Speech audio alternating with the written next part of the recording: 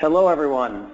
Thanks for joining me today. My name is Dr. David Silver, and wanted to thank you for coming, and we're going to talk a little bit about the dietary management of fibromyalgia. At the end of the talk, we're going to leave some time for questions and answers. So obviously in this format, it's a little difficult to get questions. So if you could, type your questions throughout as they come up. And when the formal presentation is over, I'll be happy to address those questions, assuming time available. But I will make sure we leave plenty of time for that. So again, thanks all for coming, and let me get started. So the whole concept, and what I want to talk about today, is the fact that what you sort of knew about fibromyalgia, I want to sort of add into that some things you may not have known. Amino acids, which are the building blocks of our proteins and the chemicals in our brain called neurotransmitters that are responsible for transmitting signals, we've known for decades that fibromyalgia patients have been deficient in these amino acids, and that really current pharmacologic therapies don't directly deal with this issue. They basically treat the symptoms of fibromyalgia, but don't get down to this root cause, the nutritional deficiency related to these amino acids.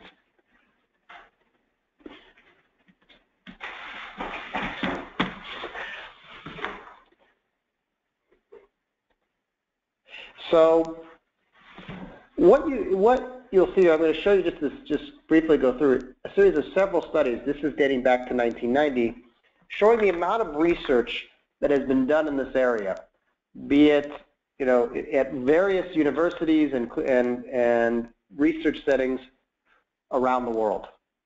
And this is just a smattering of the enormity of research that's been done in this area, helping to show these amino acid deficiencies and how they could potentially impact the symptoms of fibromyalgia, and I'm going to talk about that in a few minutes.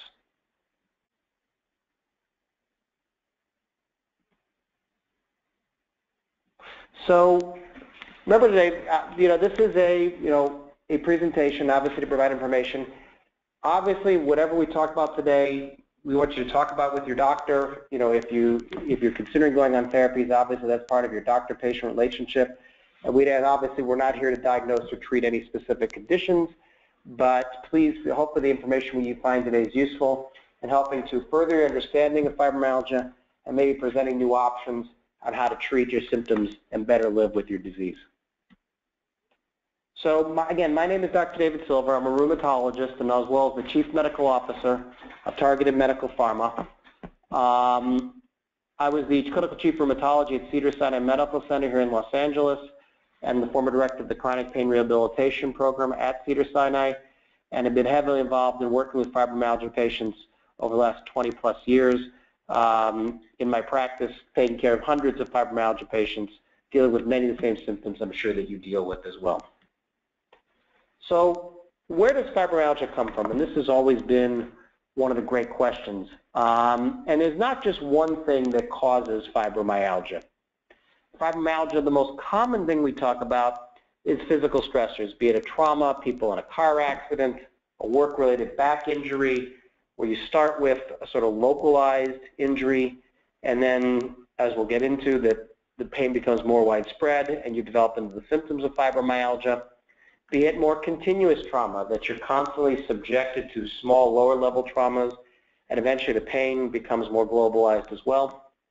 Emotional stressors, be it a severe emotional trauma, the death of a loved one, being in a traumatic experience. I remember a patient of mine who was a bank teller and was held at gunpoint for about 5 minutes, and that went on to develop fibromyalgia afterwards because the disruption of her sleep and the event associated.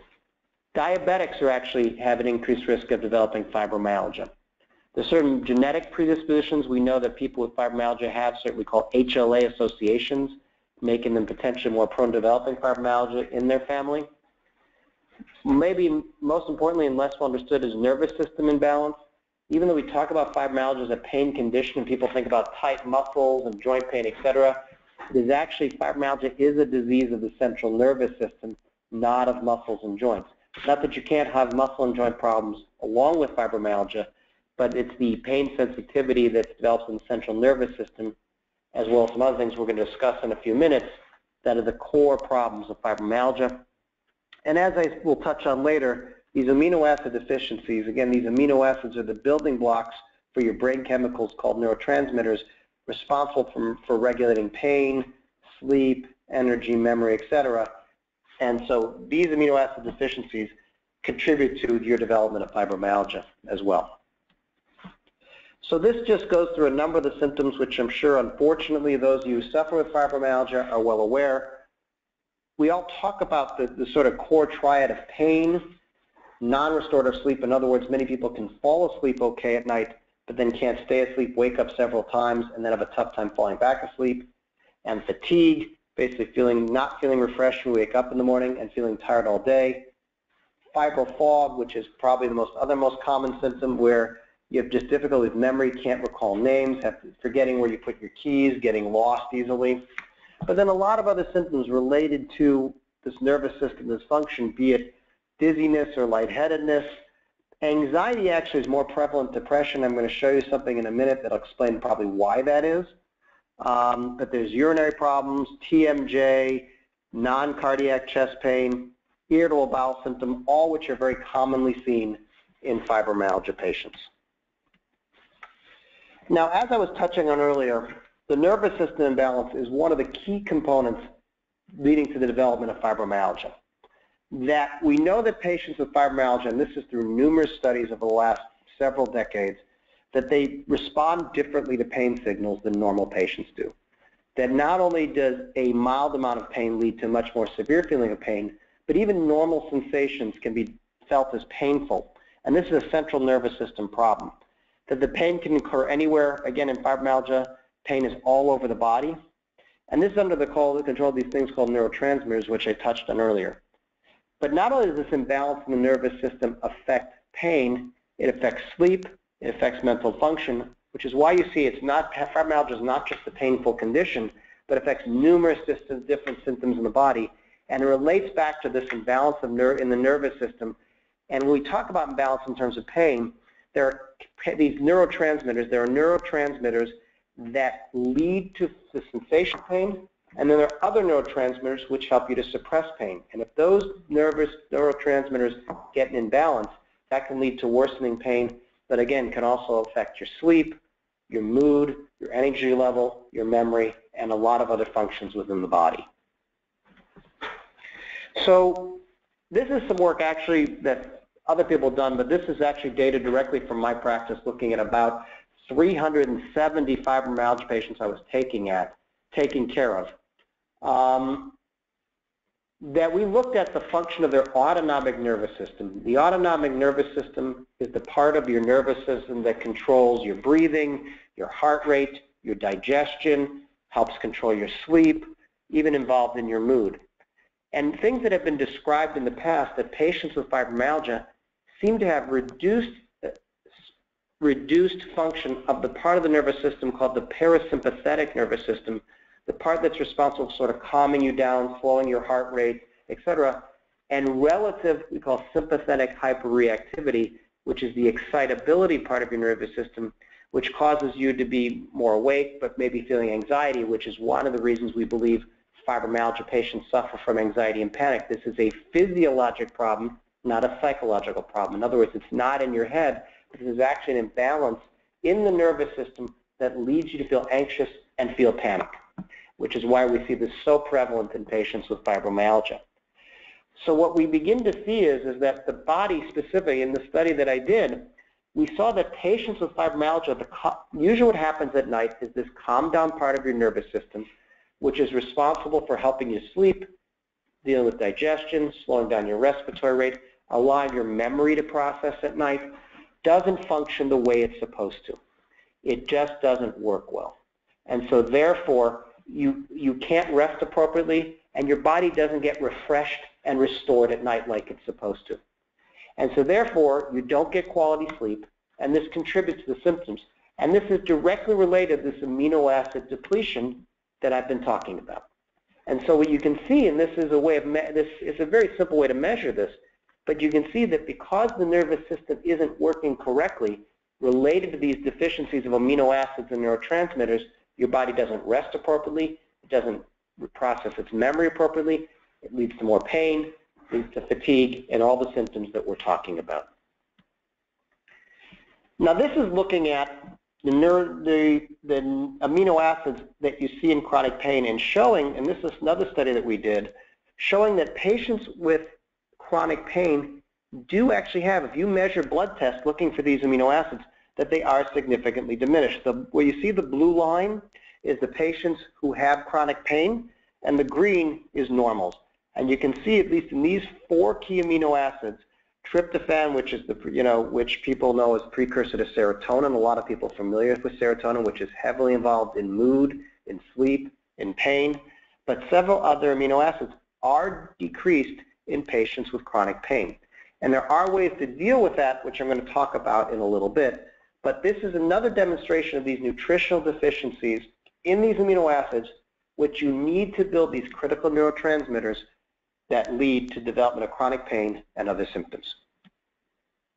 So obviously, let's go ahead now talk about this. What can make your pain worse? And again, you may know your triggers, and everyone has different triggers, but overexertion. One of the things fibromyalgia patients and chronic pain patients in general have a habit of doing is you have good days and bad days. There are days that you feel better and days you feel worse. And what you have a habit of doing on the days you feel better, you feel like you have to get all those activities in that you couldn't do on the days you didn't feel well. And unfortunately, what that leads to is worsening of symptoms, and then you end up down for 3, 4, 5 days because you pushed yourself too far. One of the things I always tell my patients is try and, even if you feel poorly, try and do a little bit each day. And the days you feel good, don't push yourself so hard, because you're more likely, if you push yourself too hard, to flare up. But if you maintain a reasonable amount of activity, that can lead to better days in the future. Stress, be it physical or emotional stress, infections, especially in cold and flu season. I used to always see fibromyalgia patients would get the flu, and you'd see them get knocked down for several weeks, that the flu would get better, but their fibromyalgia would stay flared up. Hormonal changes, time around menses, time around ovulation can be a very important factor, as well as during the time of menopause can be affected.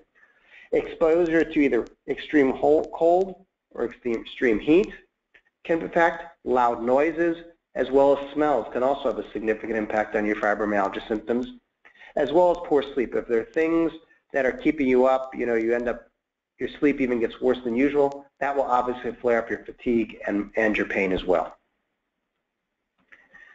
So obviously there's been a lot of treatments that have been available over the years for fibromyalgia. Only in the last 8 to 10 years or so did we have the first approved treatments for fibromyalgia become available. And what's interesting, if you understand how these treatments work, you begin to realize that they work on these same neurotransmitters that I've been talking about. But instead of replacing the neurotransmitters, they try to get your body to use the little bit they have left more efficiently. For instance, Cymbalta and Savella are basically known as dual reuptake inhibitors. What they basically do is they help you to recycle the serotonin and norepinephrine. These are 2 key neurotransmitters involved in pain, as well as a number of other physiologic functions, that they take and they basically reuse it over and over again. I'm obviously simplifying this, but the concept is that these drugs basically are taking these neurotransmitters, which are depleted because of these amino acid deficiencies, and try to use whatever little you have left over and over again. And they are effective to some degree in relieving pain and the other symptoms of fibromyalgia. Lyrica works a little differently. Lyrica is actually a drug that's used to treat seizures.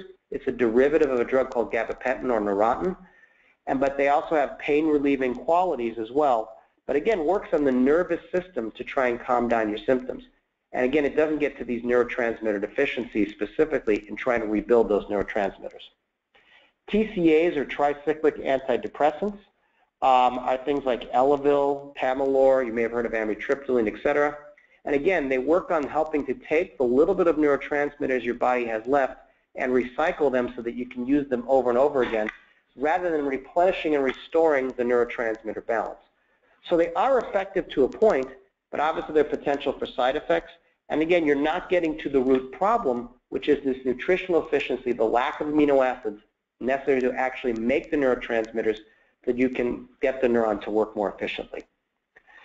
Opioids, which are narcotics, Vicodin, Norco, Tylenol with codeine, Percocet, etc., are strongly not recommended for the treatment of fibromyalgia. And the reason is a couple-fold. One is, obviously, opioids are highly addictive. And so once you start taking them for chronic pain, it's very hard to discontinue, even if your pain improves. Two, at least in my experience and most other fibromyalgia people, that when you give patients opioids, they tend to rapidly escalate dose because they build tolerance to the effects very quickly, and you need more and more to get that effect to relieve pain. Three, they have significant side effects. They make you sleepy during the day. They cause severe constipation, and with 70–80% of patients with fibromyalgia already having bowel problems, irritable bowel, they just make those problems worse. And four, most importantly, studies over the years have shown that opioids are not effective in treating fibromyalgia pain. And the reason is, again, the pain from fibromyalgia is different than if you break a bone, for instance. These are different receptors. These are different chemicals and neurotransmitters involved, and opioids don't directly impact on those neurotransmitters. So it's not to say that there may not be occasions for flare-ups where short-term you might not need to use them, but most fibromyalgia specialists and pain specialists do not recommend taking chronic pain medication for the treatment of fibromyalgia. Nutritional therapies, I'm going to touch on theramine, Centra AM, and Centra PM towards the end, but these are amino acid-based therapies which specifically target these amino acid deficiencies to try and boost those levels, get you the neurotransmitters you need to specifically deal with the symptoms of pain, sleep, and fatigue problems. We talk about high protein, low carbohydrate diet, and this is very contrary to what nutritionists talk about. Nutritionists often, in the old days, you used to hear, you have your cereal for breakfast in the morning, and then you have your heavy protein meal at night. But we now clearly understand that carbohydrates, especially for patients for fatigue, provide a quick burst of energy, but an hour or two later, you crash again. And so you go on the cycle of eating we call carbohydrates, be it breads, pastas, etc., or more importantly, sugars, artificial sugars, but you don't get the long-lasting energy, and this is obviously poor nutrition. But if you eat protein in the morning, this will give you longer-lasting energy and work better through the day. So we counsel constantly our fibromyalgia patients that you want to have protein in the morning, and if you're going to have significant carbohydrate, try and limit it to later in the day so that if you have that carbohydrate crash, then hopefully you can go into sleep at that point. But if you start eating heavy dose of carbohydrates during the day, I call this crash and spike cycle that you'll do 4, 5, 6 times a day, which leads to poor energy, poor function, and often can lead to weight gain as well. Now, other non-medicinal therapies, cognitive behavioral therapy, which is basically training your brain and training you to deal better with the pain. It doesn't relieve the pain per se, but tells you how to find those stressors and avoid them, avoid the triggers that lead to the fibromyalgia symptoms, and how to cope better with your symptoms can be very effective in treating the symptoms. I directed a program at Cedars-Sinai for about almost 15 years, 14 years actually, where we did this, where we worked with physical therapy, which dealt with not passive modalities, in other words, getting a massage, but actually where you learn how to stretch gently, strengthen, low doses of aerobic exercise, which can be walking, warm water pool therapy, etc., which can be very helpful. And we found that those kind of things, along with cognitive behavioral therapy, can significantly reduce the symptoms of fibromyalgia and improve quality of life substantially. And not only in the short term, like medications, that when you stop it, the effect goes away, but these have long-term impacts. We did studies looking 6 months later, and people went through our program where the effects maintained. And so these are all things you can do to yourself, help yourself. Trigger point injections are injections into specific areas of muscle where there's a particular trigger or spasm and can help relieve symptoms.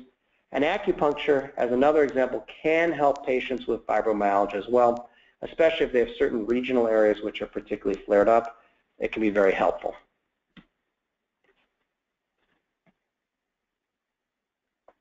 So why medical foods? What is unique to medical foods that treats fibromyalgia or chronic pain conditions in general different than traditional pharmaceuticals? Well, unlike traditional pharmaceuticals, which definitely have a role, I'm a Western doctor, I fully believe in traditional pharmaceuticals, but again, you're trying to basically recycle and use a limited quantity of something that you don't have enough of. Where medical foods are basically trying to restore and replace what you're missing. That instead of creating this, we talk about these neurotransmitters, and I probably used that term 50 times today already, trying to replace these neurotransmitters or reuse them, we're actually trying to give your body what it needs to make more of the neurotransmitters and then have that physiologic effect. So basically, if you're deficient in serotonin, for instance, we can give a precursor to serotonin, have your body convert it, and then make more serotonin so the nerve can use it more efficiently. So it gives you, basically the goal is to give you important concentrations of these key amino acids that are necessary to make these neurotransmitters, and in that way decrease pain, improve sleep, improve energy, without significant side effects, because these are all natural substances that are found in the normal human diet and can really be helpful in getting to the root cause of the symptoms and restoring the body to what it needs to help deal with these problems. It also directly impacts on the nervous system that I was talking about, the sympathetic and parasympathetic nervous system, the autonomic nervous system, in helping it to return back into balance. So again, we sort of talk about the 3 R's, which is reduce the need for medicines that may be causing side effects, replace, basically giving your body what it needs, the fuel it needs to recreate these neurotransmitters and get to the root cause of disease, and then bring your body back into balance. And this has been done for you. This is not a new concept. To give an idea when these concepts started being discussed, Sir William Osler, who was probably the father of modern medicine in the late 1800s, began discussing the importance of nutrition in treating disease. And it's a concept that unfortunately got forgotten by modern medicine for a long time, but has really seen a resurgence in the last 10, 15 years, as we understand that, yes, modern medicine has its place and is very important to treat conditions, but you can't leave out this nutritional management component to deal with the symptoms. And that it's taking the best of all of these that can lead you to the best quality of life that you can have. So just to give you an idea of the difference between drugs and medical foods, the drugs are really designed to treat symptoms. You know, you have pain, you take a painkiller. You have a difficulty sleeping, you take something that sort of knocks you out, be it an Ambien, you know, people talk about Ambien or Lunesta. These aren't treating the root cause of the problem. I call it the sledgehammer approach. Okay, I can't fall asleep, so knock me over the head so I get knocked out and fall asleep. Well, medical foods deal with direct nutritional requirement, the deficiencies that your body has to try and treat that symptom. That chronic pain affects nervous system activity, and when you have chronic pain or other chronic medical conditions, your body needs more of these amino acids and more of these neurotransmitters than somebody who's healthy. And so therefore, you have an increased requirement for these, which diet cannot manage, and that's where medical foods come in to help this condition. And that the longer you don't deal with it, the nutritional deficiencies will amplify, the symptoms will get worse. And so getting down to that root cause of the problem can go a long way to helping you deal with the symptoms, helping improving overall condition. So just a few things I want to talk about. Centra AM, which is a product that's for fatigue. So obviously I call this the triad of symptoms in breaking the cycle of fibromyalgia, that pain, sleep, and fatigue are problems. And these are specific medical foods that are aimed at treating those specific symptoms that deal with the problems of fibromyalgia. And I'm just going to go through those for a minute here. Theramine, which has been the subject of 2 multi-center double-blind trials, which is indicated for the dietary management of pain disorders, which can be anything from chronic back pain, fibromyalgia, neuropathy, or inflammation, is usually taken 2 capsules twice a day. And what theramine provides is these amino acid precursors to neurotransmitters to deal with the specific nutritional deficiencies related to chronic pain. Centra PM, which is related to the sleep disorders. So if you can't sleep, Centra PM helps you to fall asleep and stay asleep faster. Centra PM was the subject of a multi-center trial looking at comparing it to the #1 prescribed sleep aid, trazodone, in the United States at that time, and showed that it was better at restoring normal sleep without leaving you groggy in the morning. One of the big problems with sleep aids is that they may work in getting you to sleep, but the problem is you wake up and you feel sort of foggy in the head, groggy, etc. And Centra PM can be very helpful for that. In addition, Centra AM, which is specifically for the fatigue and cognitive or memory difficulties, 2 times in the morning can help to deal with those symptoms related to fatigue and memory difficulties in terms of that you see often with fibromyalgia patients, along with other conditions as well.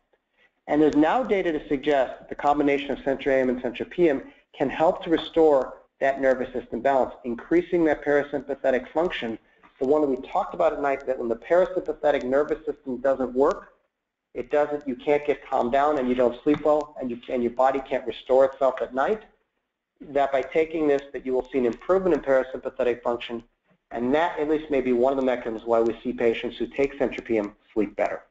And not only just getting better quantity of sleep, but they perceive they're getting a better quality of sleep. They feel more refreshed and don't feel as tired when they wake up in the morning. So what can medical foods do for you? Obviously, we can reduce pain through a more natural. You don't have to worry about the side effects of non-steroidals, the Aleve, Advils of the world, which have known side effects of stomach upset most commonly that can cause bleeding ulcers, kidney problems, and obviously a lot of the discussion recently has been focusing on the issues related to heart attack, opioids, narcotics, very addictive medications. You don't have to worry about those side effects that you see when you take medical foods. Improve sleep, improve memory and cognition, reduce fatigue, and obviously, again, not using sort of, I call the sledgehammer approach, but a more natural approach, restoring and replenishing those necessary amino acids that will help you to get those neurotransmitters working again and get your autonomic nervous system in better balance.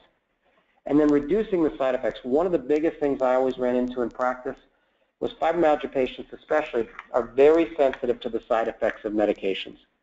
And the nice thing about medical foods, because these are components found in your normal diet in levels you would take in the normal diet, they have a very favorable side effect profile, so you don't have some of the same concerns and side effects as you see with traditional medications. So I just want to leave this up, and I thank you for your attention, and I wanted to open the seminar up for questions.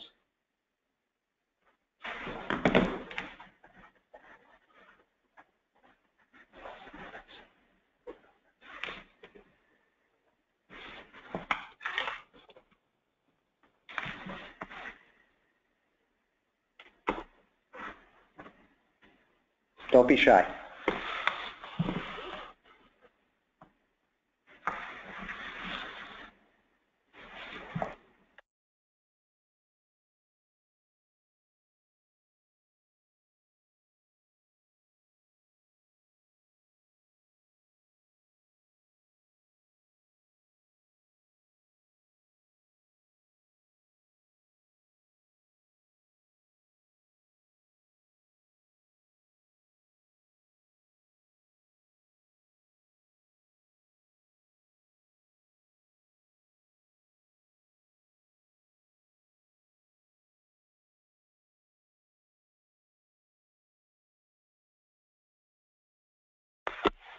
So the first question is, do I see fibromyalgia different from ME or chronic fatigue syndrome?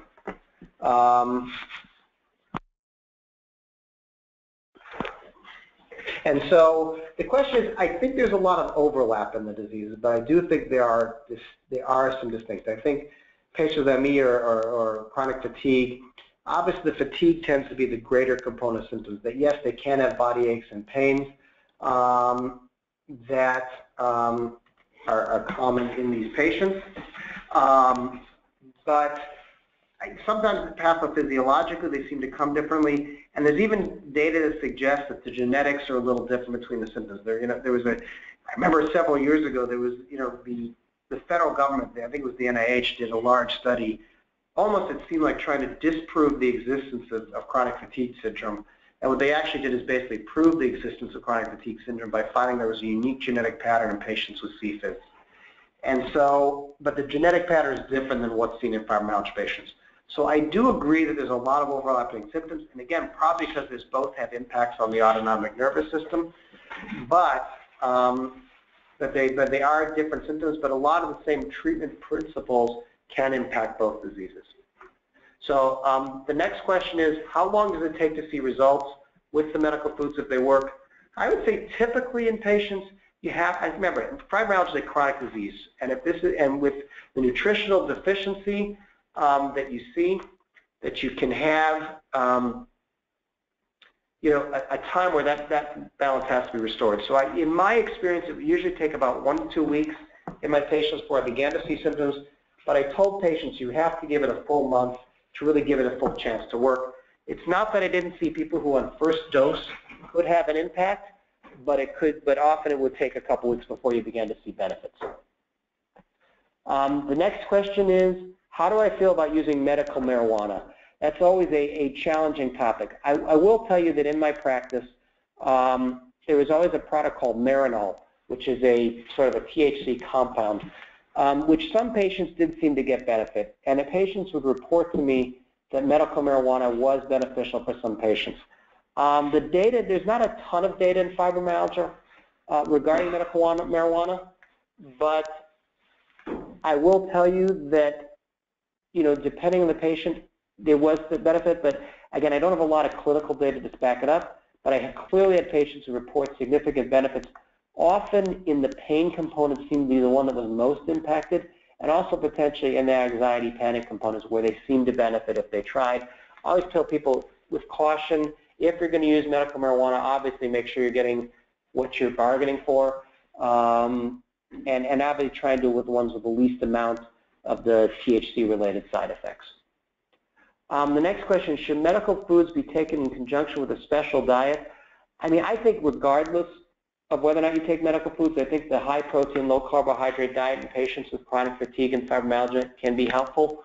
So I would recommend that regardless whether you're taking prescription medications, medical foods, etc., because I think it just improves energy and can improve mood as well. So yes, the two is I would do the two in conjunction, but regardless, they can be standalone or can be used together. Next question, is there any data on how effective it is?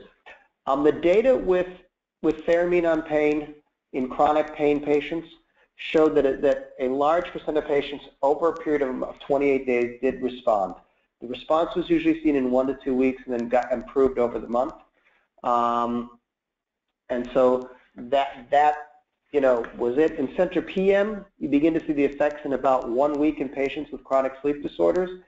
And there was also a study done looking at Center AM and PM in combination in patients with PTSD symptoms. And again, unfortunately, there's a lot of overlap with PTSD and fibromyalgia symptoms. Obviously, they're distinct entities, but there did seem to show improvement in that as well in a 30-day period. So there is data to show effectiveness in those group of medications. So next question was, are there any medics in the United Kingdom following your recommendations? The answer is I don't know the answer to that question. I know we do have physicians in the UK that utilize medical foods, and there's talk with larger distribution within the UK, but I don't have specific names to give you right now. We can ship the product directly to patients in the United Kingdom, so that is allowed. So the number you saw at the end, you see on the end, if you want to get more information about that, you can either go on the website or call to get that information. The next question is, will insurance cover a blood test to test for amino acids? It depends on the insurance.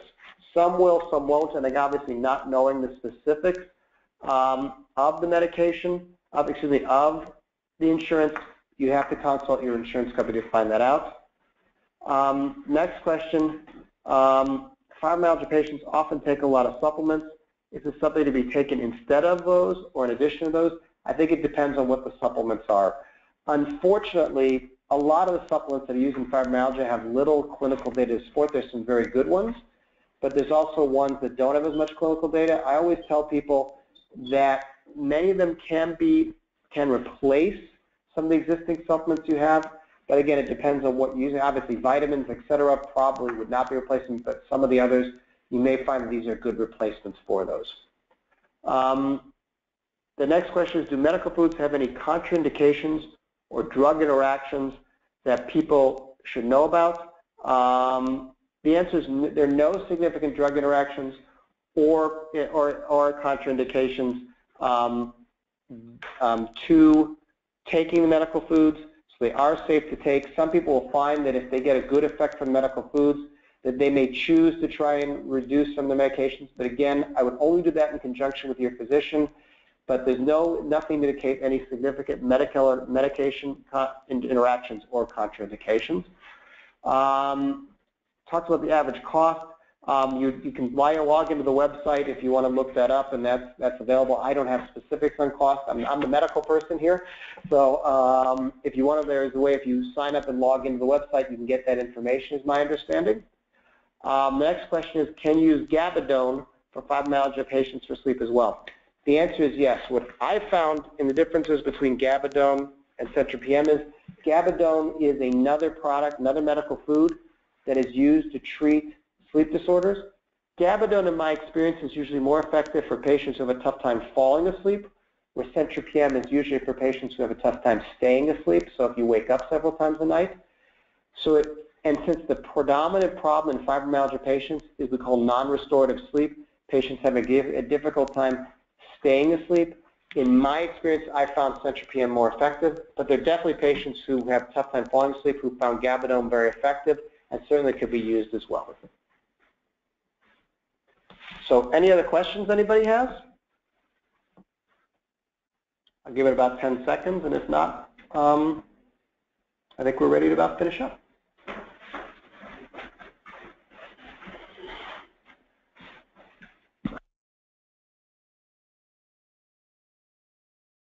Again, I want to thank everybody for coming, and I really appreciate the time. This is the fun part of the job, getting to talk to patients and hear what their concerns and questions are. We are going to be sending a copy of this presentation to all of those who signed up. So if there's something you missed or you want to see, if you can't remember something, and which is unfortunately common not only in people like me, but fibromyalgia patients as well, that you can refer back to that. And please, if you do have any questions, please, you can either log onto the website or give us a call. We're here to have any questions and hopefully help with your health. And so again, thanks for coming, and look forward to doing this again soon.